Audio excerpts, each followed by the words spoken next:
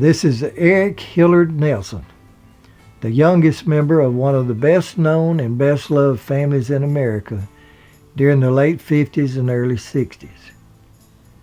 There's not much that I can say about the Nelsons, Ricky, David, Ozzie, and Harriet, that most Americans don't already know. Each week we watch David and Ricky grow up before our eyes. And thanks to Ozzie, the head of the family, the weekly television show mimicked real-life situations of the Nelsons. They even played as themselves. They were not perfect, but they were close. You could tell that they had a genuine love and concern for each other. Now, I believe that if you're brought up in a close-knit family like the Nelsons, you may not always achieve the same for yourself because of life's circumstances. But you know what a close family is, and I believe that that desire to have the same thing for yourself and your family will always be there. In December 1985, Ricky Nelson and the Stone Canyon Band was on tour in Florida. They had just finished a show in Orlando on the 27th. Their next engagement was to be at a New Year's Eve party at the Park Suite Hotel in Dallas, Texas. Instead of flying to California for a short time and then having to fly back to Texas, Ricky remembered that he had an old friend in Guntersville, Alabama, Pat Upton, who had actually toured with Nelson as a member of the Stone Canyon Band for almost 4 years. Upton himself at one time had a hit record called "I'll Love You More Today Than Yesterday." Upton had left the road and opened a lounge called PJ's Alley in his hometown of Guntersville. Now, PJ's here was later converted to a pizza parlor. Normally, PJ's Alley could never afford such an expensive performer as Ricky Nelson and the Stone Canyon Band. But this time, Nelson agreed to perform only for the door fees. He did it for 2 reasons. One for convenience and the other to help an old friend. On Saturday evening, the 28th of December, the white with black and gold trim DC-3 made a near-perfect landing at the small Guntersville Airport. That night, Ricky and his band played to a packed house. People were turned away at the door, and a special permit was granted to allow for overcrowding. The band stayed at the Holiday Inn on Guntersville Lake. Now, Ricky and his fiancée, Helen Blair, stayed in room 106. Now, the hotel was later changed to a Best Western, but now it's called the Wyndham Garden Lake Hotel. The hotel, by the way, is very gracious to Nelson's fans even today, placing a plaque on door 106 and memorabilia of Ricky in the lobby of the hotel. Now, on Monday, Ricky and Helen visited their friend, Pat Upton, at his home. And because they had had such a demand from the fans to see Ricky's performance, Nelson agreed to do another show Monday night, December the 30th. The performance Monday night was, as expected, completely sold out. However, the show was delayed from a burnt-out amplifier. They were shocked to find a dead python snake in it. Yep, a dead python. Ricky stated that the python actually belonged to his kids and that it most likely crawled into the amplifier during the Christmas holidays. And then it probably frozen to death in the unheated baggage compartment of the DC-3. After the performance that night, Ricky's fans wouldn't let him get off the stage. He was recalled back twice to take bows. Ironically, the last public song that Ricky Nelson sang was a Buddy Holly song. Ray Vaughn. And his last words to the crowd that night was, "Rave on for me." The next day, on New Year's Eve, December the 31st, 1985, the group was scheduled to take off from the small Guntersville Airport at 10 a.m. that morning. But the pilot, Ken Ferguson, delayed the takeoff because of fog and 500-foot cloud cover. Also, one of the engines failed to start. Now, the crew had had trouble with the engine starting before they left Orlando. There had been mechanical problems with the plane in the past. It had once belonged to Jerry Lee Lewis. The group hung around the airport until the problem was corrected. Now, this is a picture of the plane being inspected by Dick Lust, manager of the Guntersville Airport. Now, at 2 p.m. that afternoon, the vintage DC-3 took off for the 450-mile flight to Love Field in Dallas. 3 hours into the flight, around 35 miles west of Texarkana, the Dallas-Fort Worth Airport received a distress call from the DC-3, tail number N711Y. There is smoke filling the cockpit and the cabin. Where's the nearest airport? The reply was Texarkana, 20 miles away. We can't make it. We're now on fire. Now, if you take Highway 30 south of Texarkana to Highway 82 west to DeKalb, Texas, on the east side of DeKalb, you'll see the Williams House Museum. There they house a portion of the tail section of Ricky Nelson's plane.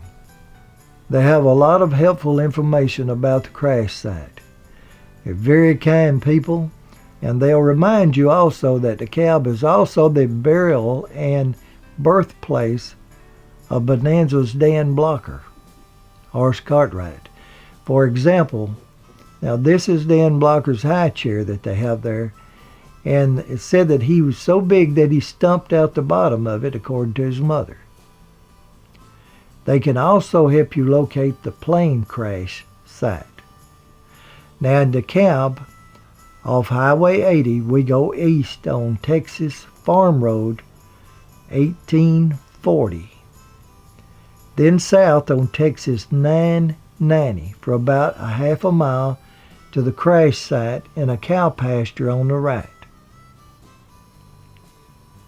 The DC-3 tried to land on this road that we're on, but veered off for fear of hitting automobiles. On their last pass, they flew across this highway coming from the left and landed in the pasture on the right, leaving a trail of gas and fire falling from the plane on the ground. They were only 2 miles from a short landing field. They stated, "We can't make it." At 5:15 p.m. on December 31st, 1985, DC-3, tail number N711Y, crashed into the line of trees ahead of us.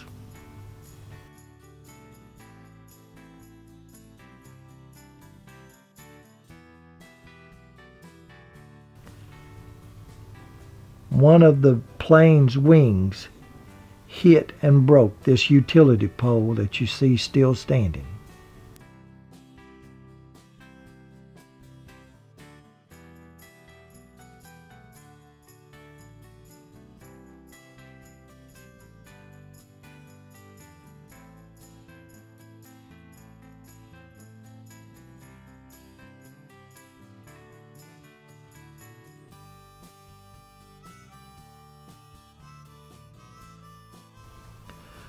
The plane hit the ground and bounced twice, leaving burnt spots in the fields, before coming to rest in the tree line. Although it was controlled landing, the fire was so hot it melted the metal structure of the plane. According to the pilot Ken Ferguson, age 40, and co-pilot Brad Rank, age 34, the plane was intact when it landed. The tremendous heat from the fire is what destroyed the plane. By the time the plane came to a complete stop, the cabin and the cockpit was engulfed in flames. Now this is the rear part of the fuselage that survived the fire. It is the section right under the tail fin.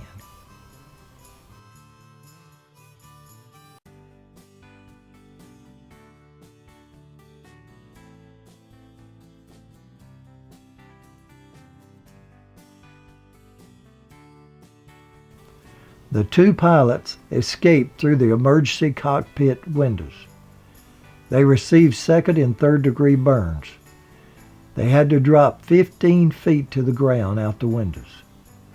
The two survivors were rushed to the St. Michael's Hospital in Texarkana, both in critical condition.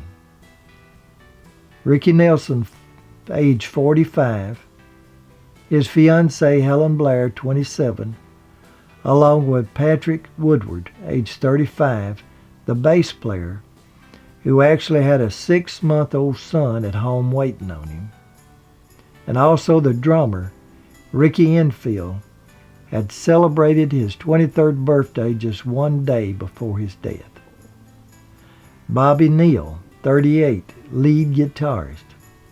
Clark Russell, 35, sound man and road manager. And Andy Chapin, 30, the pianist and keyboardist. They were all found huddled against the cockpit door.